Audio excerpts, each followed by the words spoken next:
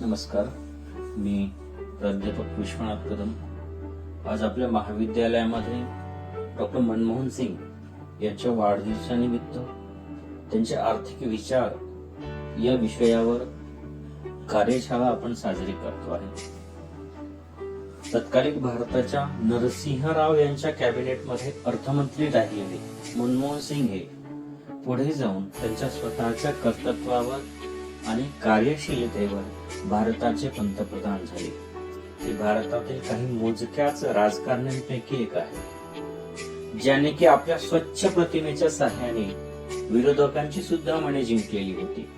भारताच्या 13व्या पंतप्रधान मनमोहन सिंग यांचा जन्म हा 26 सप्टेंबर 1932 रोजी पारतंत्र्यामधील पंजाब प्रांताच्या चकवाल जिल्ह्यातील गाय या गावी झालेला होता, जे की सध्या पाकिस्तानच्या हद्दीमध्ये येते.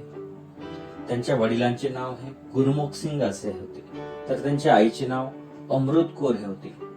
अगदी लहान वयातच त्यांच्या आईचा मृत्यू झाला होता, त्यामुळे त्यांचा पूर्ण संगोपन बालपण त्यांच्या आजीने केलं होतं. अगदी लहान वयापासूनच मनमोहन सिंग हे अभ्यासामध्ये खूप हुशार होते. त्यांचं अभ्यासावर खूप लक्ष असायचं, त्यामुळे ते शिक्षण घेत असताना प्रत्येक वर्गात नेहमीच प्रथम क्रमांकाने पास व्हायचे. भारताच्या स्वातंत्र्य कालखंडामध्ये फाळणीच्या कारणांमुळे त्यांच्या परिवाराला गाह हे त्यांचं मूळ गाव सोडून अमृतसरला यावं लागलं.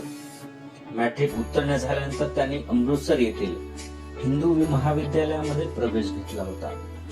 पदवी शिक्षणासाठी त्यांनी हुशारपूर येथील पंजाब युनिव्हर्सिटी मधून प्रवेश घेऊन आपलं पदवीचं शिक्षण पूर्ण केलं. पदवीच्या शिक्षणानंतर अर्थशास्त्र हा विषय घेऊन त्यांनी आपलं पदव्युत्तर शिक्षण पूर्ण केलं. मग पदव्युत्तर शिक्षणानंतर ते पुढील शिक्षणासाठी इंग्लंडला रवाना झाले. इंग्लंडमध्ये त्यांनी युनिव्हर्सिटी ऑफ केम्ब्रिज मध्ये सेंट जॉन्स महाविद्यालयामध्ये प्रवेश घेतला. तिथे त्यांनी जॉन रॉबिन्सन आणि निकोलस कॅल्डोर अशा महान अर्थतज्ञांच्या मार्गदर्शनाखाली अर्थशास्त्र या विषयाचा अभ्यास केला. या व्यतिरिक्तच त्यांनी युनिव्हर्सिटी ऑफ ऑक्सफर्ड च्या नाफेड कॉलेजमध्ये डॉक्टरेट ऑफ फिलॉसॉफी साठी प्रवेश घेतला होता. इंग्लंड मधून पूर्णपणे अर्थशास्त्राचं शिक्षण घेऊन ते भारतामध्ये परत आल्यानंतर त्यांची पंजाब युनिव्हर्सिटी मध्ये अर्थशास्त्राचे प्राध्यापक म्हणून नियुक्ती करण्यात आली. तिथे त्यांनी एकूण 2 वर्ष वरिष्ठ प्राध्यापक पदी काम केले होते. त्यानंतर 1963 मध्ये त्याच युनिव्हर्सिटीमध्ये त्यांना प्रोफेसर पदी पदोन्नती मिळाली. पुन्हा एकूण 2 वर्ष त्यांनी प्रोफेसर पदावर सुद्धा काम केले. त्यानंतर युनायटेड किंगडमच्या एका विभागामध्ये काम करण्याचा निर्णय त्यांनी नंतर घेतला. United nation conference and trade in development मध्ये काम करण्यासाठी पुन्हा त्यांना एकदा नव्याने भारतापासून दूर जावे लागले.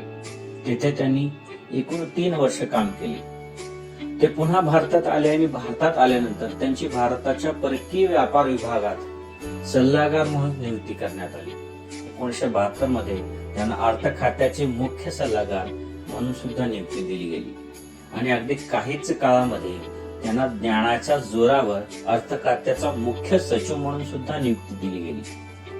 त्यांच्या काही वर्षानंतरच 1982 मध्ये त्यांना भारताच्या रिझर्व्ह बँकेचे गव्हर्नर पद दिले गेले.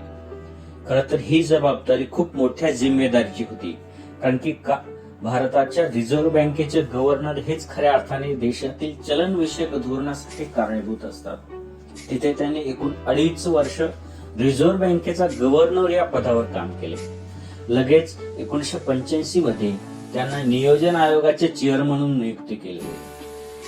तिथे त्यांनी 1987 पर्यंत काम पाहिले आणि विश्वनाथ प्रताप सिंग हे भारताचे पंतप्रधान होते तेव्हा त्यांच्याच काळात मनमोहन सिंग यांना पंतप्रधानांचे आर्थिक सल्लागार म्हणून जबाबदारी मिळाली होती आणि अशा प्रकारे अप्रत्यक्षपणे त्यांच्या राजकीय प्रवासाला सुरुवात झाली होती. त्यांचा राजकारणात प्रत्यक्ष प्रवास हा 1991 मध्ये सुरू झाला. भारताचे तत्कालीन पंतप्रधान PV नरसिंह राव यांनी मनमोहन सिंग यांना आपल्या मंत्रिमंडळात घेऊन त्यांच्याकडे अर्थ खातं सुपूर्द केलं होतं आणि या प्रकारे मनमोहन सिंग यांनी सरकारच्या कॅबिनेटमध्ये जागा मिळवली होती. When I became finance minister, in the very first 9 months of that year, I reduced the fiscal deficit by 2% of GDP. It has never been done before, it has never been done afterward. खरे पाहता जेव्हा भारताला मनमोहन सिंग यांसारख्या हुशार अर्थशास्त्रज्ञांची गरज होती, कारण 1990 मध्ये भारताची आर्थिक स्थिती खूप बिकट झाली होती. त्यामुळे भारत आपल्या आंतरराष्ट्रीय कमिटमेंट पूर्ण करू शकत नव्हता आणि संकटातून बाहेर निघण्यासाठी सोनं गहाण ठेवण्याची अपमानजनक स्थिती भारतावर निर्माण झाली होती. ही भारताची झालेली दयनीय स्थिती स्वतंत्र भारताच्या इतिहासातील एक निर्णायक कालखंड म्हणून ओळखला जातो. 30 साल पहले भारत की अर्थव्यवस्था के लिए एक ऐसा दौर शुरू हुआ जिसने भारत की तकदीर हमेशा के लिए बदल दी. लिबरलाइजेशन यानी उदारीकरण के इस दौर से पहले भारत की इकोनॉमी बंद थी, यानी तब सरकार ही सब कुछ तय करती थी. मान लीजिए अगर एक कंपनी खड़ी करनी होती तो सरकार तय करती थी कि उसका उत्पादन कितना होगा, कितने लोग काम करेंगे और उसकी कीमत कितनी होगी. इस सिस्टम को लाइसेंस परमिट राज के नाम से जाना जाता था. लेकिन फिर भारत ने अपनी अर्थव्यवस्था को खोलने का फैसला किया, यानी सरकार ने निजी कंपनियों से अपना कंट्रोल खत्म किया, विदेशी कंपनियों को भारत में आने की इजाजत दी. 24 जुलाई 1991 का दिन, उस वक्त के वित्त मंत्री मनमोहन सिंह ने बजट पेश किया और आर्थिक सुधारों की घोषणा की. तब अपने बजट भाषण में उन्होंने कहा था कि धरती की कोई भी ताकत उस आइडिया को रोक नहीं सकती जिसका वक्त आ गया है. लेकिन ये समय आया क्यों और कैसे? दरअसल आजादी के बाद से ही भारत की आर्थिक हालत अच्छी नहीं थी, लेकिन 90 का दशक आते आते देश एक ऐसे मुहाने पर आकर खड़ा हो गया था जहां कुछ भी स्थिर नहीं था. 1988 में ही अंतर्राष्ट्रीय मुद्रा कोष ने प्रधानमंत्री राजीव गांधी से कहा था कि भारत आर्थिक संकट की तरफ तेजी से जा रहा है, जिससे बचने के लिए आप एक लोन ले लीजिए. राजीव गांधी भी सलाह से सहमत थे, लेकिन आम चुनाव नजदीक होने की वजह से उन्होंने इस पर ध्यान नहीं दिया. लेकिन फिर 1989 के आम चुनाव में वीपी सिंह की सरकार बनी और जब वीपी सिंह प्रधानमंत्री बने तो उन्होंने शुरुआती बयानों में कई बार कहा कि सरकारी खजाना खाली है. वीपी सिंह सरकार ज्यादा दिन तक नहीं टिक पाई और फिर चंद्रशेखर प्रधानमंत्री बने. उनके वित्त मंत्री बने यशवंत सिन्हा. हर दिन के साथ देश का आर्थिक संकट और गंभीर होता जा रहा था. उस वक्त भारत में विदेशी मुद्रा भंडार घटकर केवल $2 अरब का रह गया था. खुद यशवंत सिन्हा बताते हैं कि भारत के पास विदेशी मुद्रा का इतना ही भंडार था जिससे कि 2 हफ्ते के आयात का खर्च ही उठाया जा सकता था. उस समय भारत कर्ज में सिर से पांव तक डूबा था, लेकिन उसे और भी कर्जों की जरूरत थी. भारत ने कई देशों से कम वक्त के लिए कई कर्जे लिए हुए थे, कम से कम $5 अरब के.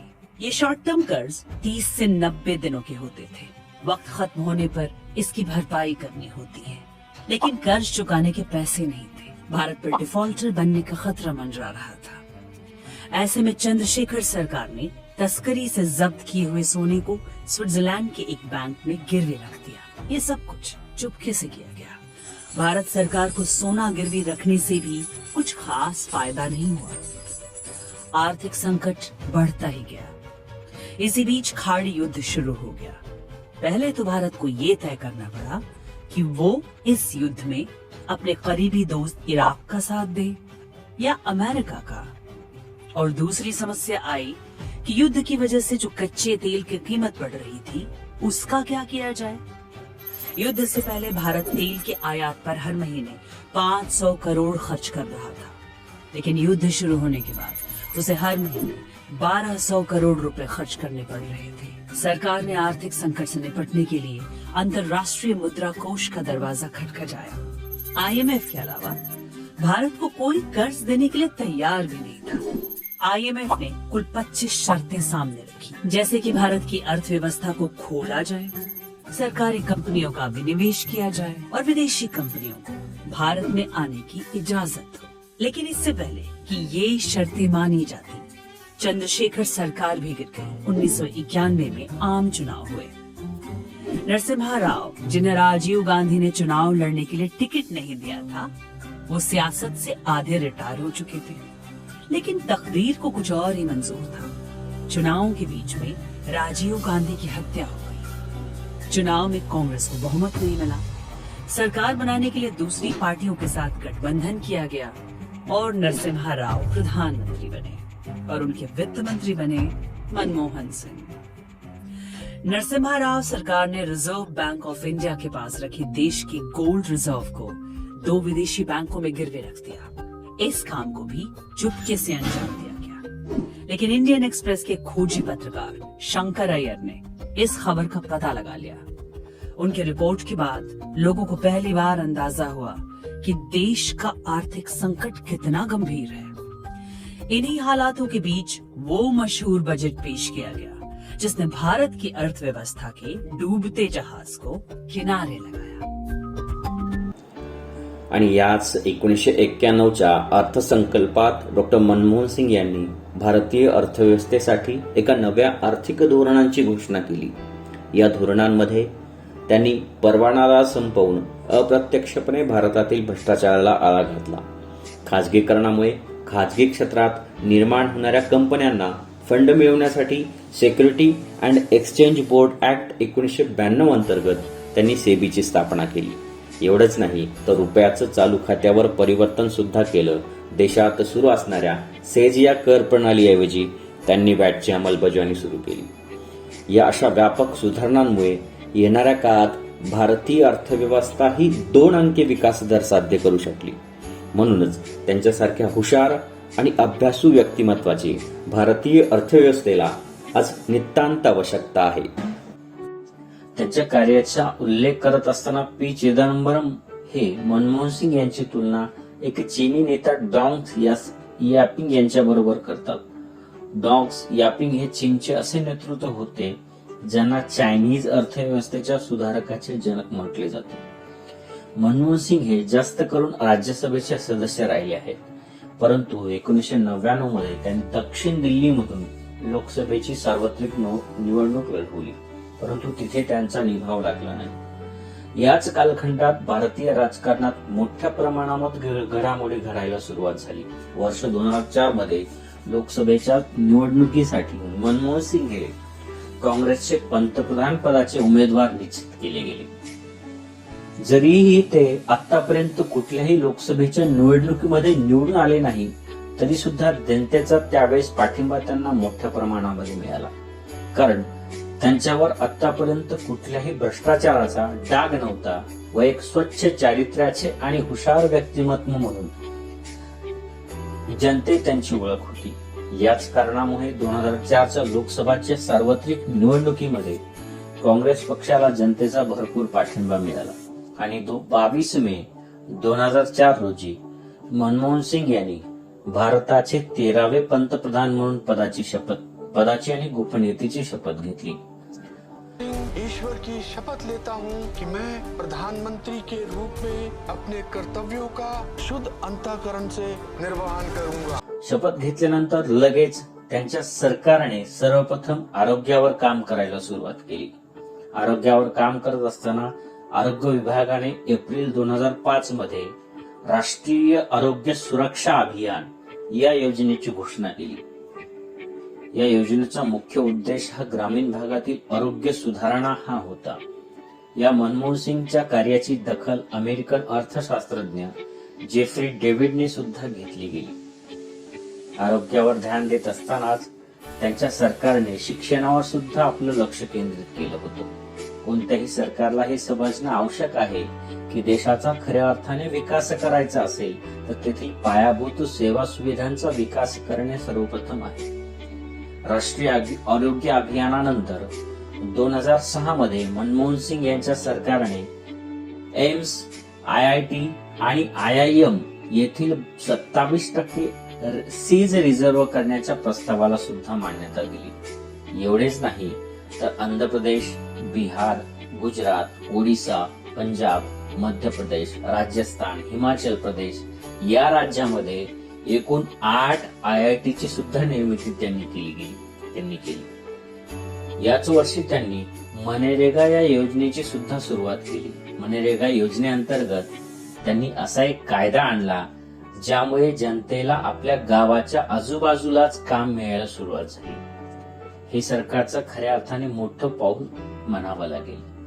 या योजनेअंतर्गत महिलांना प्राधान्य दिले गेले. या योजनेअंतर्गत पूर्ण परिवाराला रोजगार मिळू लागला आणि रोजगार दिल्या नसल्यास तेथे अधिकाऱ्यावर कारवाई करण्याची व्यवस्था सुद्धा त्या कायद्याअंतर्गत करण्यात आली. खऱ्या अर्थाने हीच तर सरकारच्या जिम्मेदारीची नवीन ओळख म्हणावी लागेल. परंतु यातही कालखंडाने भ्रष्टाचार झाला. मनरेगा कायदा मात्र सर्वश्रेष्ठ होता. कायद्याच्या उद्देशात कुठलाही खोट नव्हता. त्यानंतर 2009 मध्ये मनमोहन सिंग सरकारने शिक्षणाच्या अधिकाराचा कायदा अंमलात आणला, ज्या अंतर्गत मोफत आणि सक्तीचे शिक्षण हे 7 ते 14 वयोगटातील विद्यार्थ्यांना द्यायला सुरुवात झाली. यांच्या अंमलबजावणीसाठी सर्व शिक्षा अभियानाची सुरुवात तत्कालिक सरकारने केली. मुळात हा विचार खऱ्या अर्थाने अटल बिहारी वाजपेयी यांचा होता, ज्यामध्ये मध्यान्ह भोजन योजनेचा सुद्धा समावेश होता. या व्यतिरिक्त 28 जानेवारी 2009 मध्ये मनमोहन सिंग सरकारने लोकांच्या ओळखीसाठी आधार युनिक आयडेंटिटीची व्यवस्था सुद्धा केली. आणि हीच तर खऱ्या अर्थाने अथॉरिटी आहे, ज्यामध्ये नागरिकाला 12 अंकाचा युनिक नंबर दिला जातो. मित्र हो, अशा महान अर्थशास्त्रज्ञास आपल्या जीवन कालखंडामध्ये अनगिनत असे पुरस्कार मिळाले आहेत. अगदी पदवीच्या शिक्षणापासूनच त्यांना पुरस्कार मिळायला सुरुवात झाली. पदवी आणि पदव्युत्तर शिक्षण घेत असताना त्यांनी विद्यापीठात प्रथम आल्यामुळे त्यांना उत्तरचंद कपूर पुरस्कार देण्यात आला. याचबरोबर जेव्हा ते इंग्लंडला रवाना झाले तेव्हा 1955 मध्ये राईट प्राइज असेल, 1956 मध्ये ॲडम स्मिथ पुरस्कार असेल, असे वेगवेगळे पुरस्कार त्यांना देण्यात आले.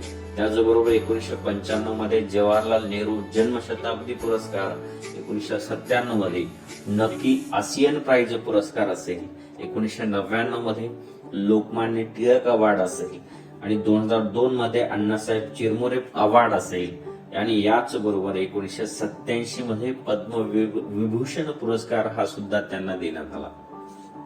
2014 ला झालेल्या लोकसभेच्या सार्वत्रिक निवडणुकीमध्ये काँग्रेस पक्षाचा पराभव करून बीजेपी आणि त्यांच्या गठबंधनाने विजय मिळवला आणि त्यामुळे मनमोहन सिंग यांना पंतप्रधान पद सोडावे लागले.